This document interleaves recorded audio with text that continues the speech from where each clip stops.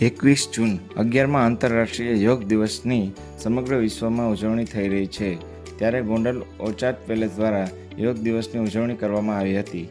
ત્યાં ફલક યોગ સ્ટુડિયો દ્વારા સૌ પ્રથમ પ્રાર્થના કરી ત્યારબાદ યોગાના વિવિધ આસનો કરવામાં આવ્યા હતા.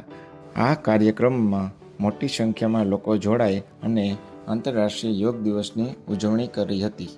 આપણે રોજ યોગા કરવા જોઈએ, જેથી આપણું શરીર નિરોગી રહે અને સાથે સાથે માનસિક રીતે પણ શાંતિ મળે. અને યોગા કરવાથી ઘણી બધી બીમારીઓ દૂર થાય છે અને ધનના રસ્તા ખુલે છે. આર્થિક રીતે, માનસિક રીતે અને શારીરિક રીતે ખૂબ જ સારો લાભ મળે છે. યોગની સાથે આપણે જે આસનો કરીએ છીએ, જ્યાં માંસપેશીઓને ખેંચવાની ક્રિયાઓ કરવામાં આવે છે, તેમજ બીજી તરફ તણાવ, ખેંચાણ દૂર કરવાની ક્રિયા પણ કરવામાં આવે છે, જેનાથી શરીરનો ઘણો બધો થાક દૂર થાય છે. તેમજ આસનમાં વ્યય થયેલી શક્તિઓ આપણને પરત મળે છે. આપણા શરીર અને મનને તાજગી સાથે આધ્યાત્મિક પણ લાભ મળે છે. તો રાહ કોની જુઓ છો? આજે જ જોડાઓ ઓર્ચાર્ડ પેલેસ દ્વારા ચાલતા યોગ ક્લાસમાં અને આપનું મન અને શરીર તંદુરસ્ત રાખો. સમય છે સવારના 6:30 થી 8 વાગ્યા સુધી.